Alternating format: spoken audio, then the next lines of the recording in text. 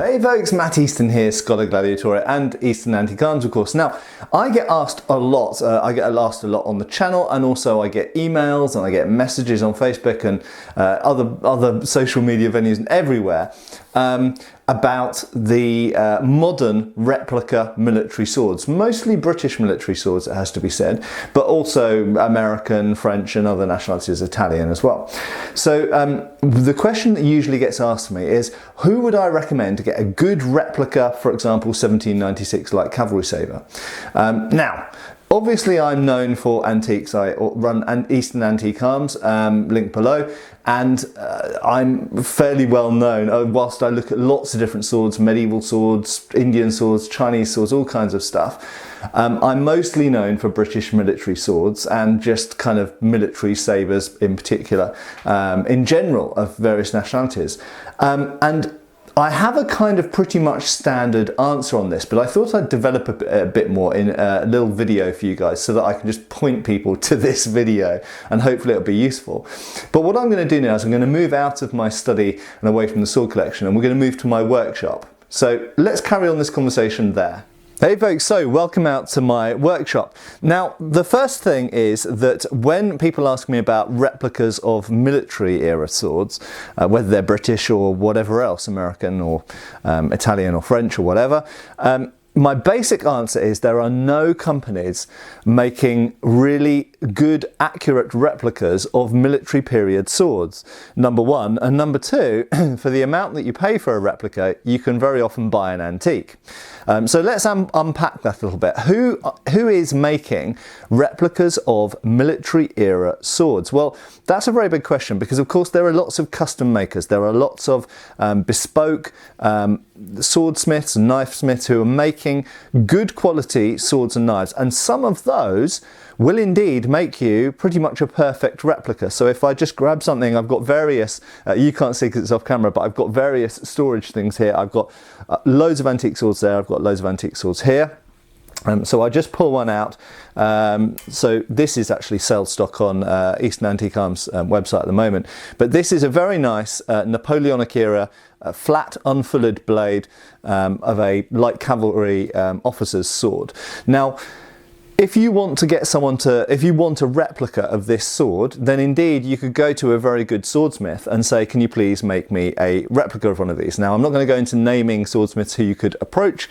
I'll let you do that research. There are obviously dozens, I won't say hundreds, but there are dozens of very good sword makers who you can go onto their books, go onto their waiting lists to get a good replica made of something like this.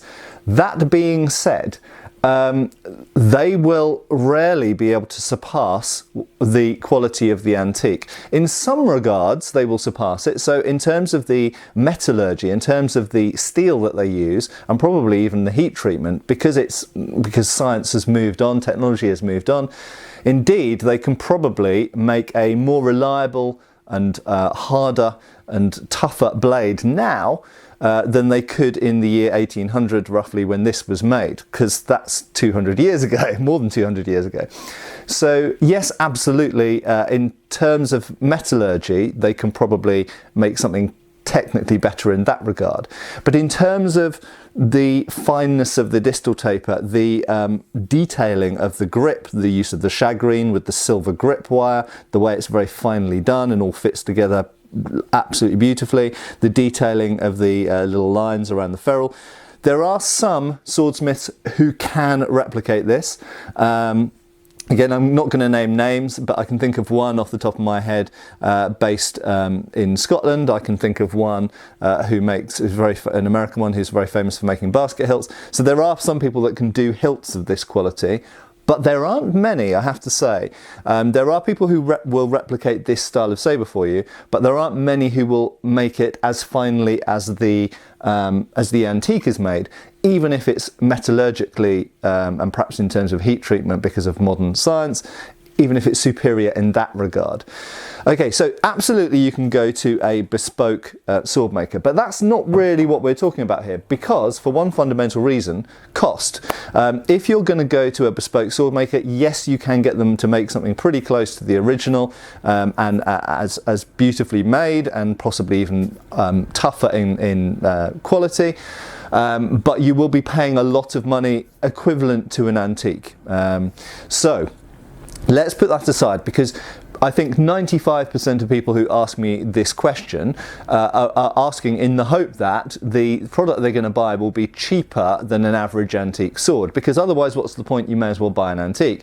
And I have to say, this is often what I say to people. I say, well, if you want to spend £300 or $300 on a sword, why not just get an antique that's not in great condition, because then you're getting a really good sword, so long as you do a little bit of research and you talk to the dealer and you get a good quality make and something that's robust and all this kind of stuff. You'll get a better quality sword for the same amount of money as a replica. If you throw $300 at a replica, it won't be very good most of the time. So here's my basic answer in that regard. I finally got around to it. There are no modern companies making standard military swords. I'm just looking for one to grab. Look, so here's a 1796 infantry officer's spadroon. Okay, so this is a nice quality. It's marked to Gill, Thomas Gill, a good quality sword maker of the time. There are no modern mass production sort of budget or medium budget sword makers who are making a 1796 spadroon that is as good as this original. Admittedly, this original will be a few £100 when it goes on sale, but even, you know, if you're expecting to pay $300 or $400, there are no makers making 1796 spadroons or any of the other main, you know, patterns of sword of whatever nationality that are really good. And the main things they fall down on are my golden rules, which I've spoken about in a previous video recently, linked below on the Matt Easton website. And the things that they fall down on principally are on the amount of mass in the blade and the mass distribution. And the one that most swords fall down on is distal taper. They're usually not thick enough at the base of the blade, and they don't taper down. They don't distally taper enough throughout the blade, so they end up with a clunky, overweight feeling. And who are the principal makers of replica military swords? You're essentially looking at Universal Swords of India.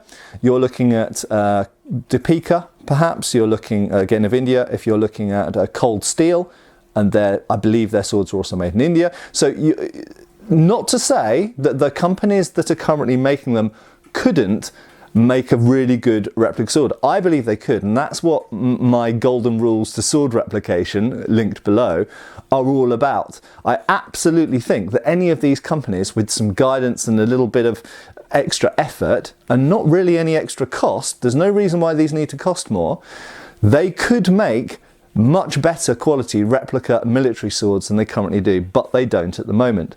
Now, the final thing I want to say, although it's a fairly meaty thing, is those of us who restore swords. So, this is a pre-numbered Wilkinson Royal Navy officer's sword that is undergoing minor restoration, cleaning up basically, and that's why you're at my workbench, because at my workbench that's where I clean up swords in preparation for photographing them going onto my website. Now, restoring antique swords teaches you an awful lot about the antiques themselves, okay? And I have recently been asked, I won't name him, and he asked me a question about modern sabre reproductions, military sword reproductions. And you know, one of the things I said to him, and I would say to anyone, and I have said to people in the past, was that if you want to look at replicating swords of this era, the absolute first thing you want to do is get hands-on as many antiques as possible, okay? So exposure to the antiques, the reason that I'm able to critique swords and review swords is because I handle literally hundreds and thousands of antique swords. You need to be exposed to original antique swords of whatever period you're critiquing in order to judge the replica swords. You can't judge replica swords in a vacuum because what are you comparing against? If they're replicas, they are replicating something. So if you're going to judge a replica sword, you've got to know what they are replicating. And once you know what they're replicating, then you can judge, are they a good replica? Because these aren't fantasy, these aren't lightsabers, these aren't Conan the Barbarian swords, these aren't something that have been dreamed up by a modern person's brain. They are supposed to be facsimiles or very close copies of original antique swords. So, first thing is study as many of the antiques as you possibly can, okay? The next thing is restore them. Anybody, I believe, anybody who wants to be a good quality sword maker of swords of this period, or indeed we could go back to the 17th, 18th century, 17th century, even 16th century and even earlier, should get involved with restoration. Because if you restore the antiques, not only does it mean that you're now handling antiques and getting close to them, if you're restoring them, you learn more about their really fine details that you wouldn't necessarily notice just handling the thing. But you start to notice little quirks of how they did certain things back then. But also you learn how they're put together and how to fix them. And if you're learning how to fix them, you're kind of learning how to make them to a degree. Obviously, you're not learning forging skills and this kind of stuff, but you're learning some of the things that don't get focused on, some of the finer details of how they are put together and how they're constructed. And I've learned a lot about how the hilts of 19th century swords are constructed by different manufacturers because I have repaired a lot of damaged hilts and essentially restored a lot of them. So my advice is, if you want to get number one, if you want to buy a replica military era sword, so essentially gunpowder era sword, then there are not a lot of options for you once you get into the 19th, 18th, 19th century. Antiques are very often the most cost-effective way actually of buying a sword of that era that will be a real sword of that era and will give you an idea of how they handle and how they're made and how well they're made and everything else.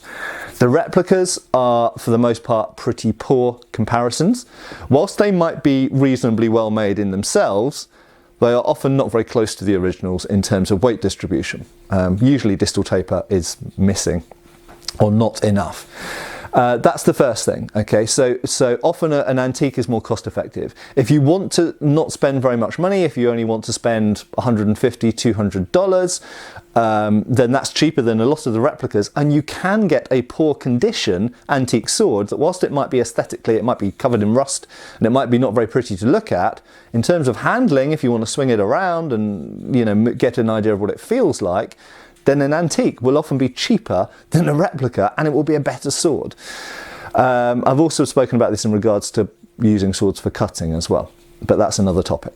And finally, if you want to make these, if you are a bespoke, a custom knife and sword maker and you want to make these kinds of swords for customers, study as many of the originals as you can, own them, and restore them, work on them, clean them up. You don't need to do a lot of work to them, but tightening a hilt, cleaning a blade, correcting a bent guard, this kind of stuff. So minor corrections and restorations to antiques will teach you a lot about how they're put together and how well they're made actually, and how beautifully and skillfully made they were.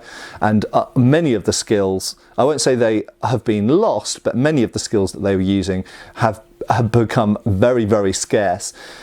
And a lot of people ask me, Matt, can you recommend a restorer to me? And I did have a very good restorer, but unfortunately he died a couple of years ago. So restorers of these, like really professional grade restorers who can take an entire sword sympathetically back to a good condition from a poor condition, are very, very few and far between, and they are unfortunately a dying breed now. Anyway, I hope this has been useful to watch. I do recommend you look at the links below if you're interested in learning more about this topic. And if you want to get into this era of swords, I highly recommend that you just go for antiques, go for just affordable antiques. And remember, the good thing about antiques is when you want to sell them, they have a good resale value in proportion to what you pay for them usually compared to replicas, so long as you buy sensibly. And if you're a maker, absolutely just look at as many of the originals as possible. Thanks for watching. Give us a like, please, and if you haven't subscribed, please do so. I'll be back really soon with another video. I've got extra videos on Patreon, which I'm sure you guys all know about. I have actually done videos in my workshop on Patreon as well, actually looking at some restoration of stuff previously as well. There are some things I put on Patreon that I don't think are necessarily suitable, or I just don't feel comfortable putting on the public channel, so there's some extra stuff on there. And yeah, I will see you soon for another new video on Scholar Gladiatore channel. Cheers for watching. Thanks for watching. We've got extra videos on Patreon. Please give our Facebook a like and subscribe if you haven't already. Cheers, folks.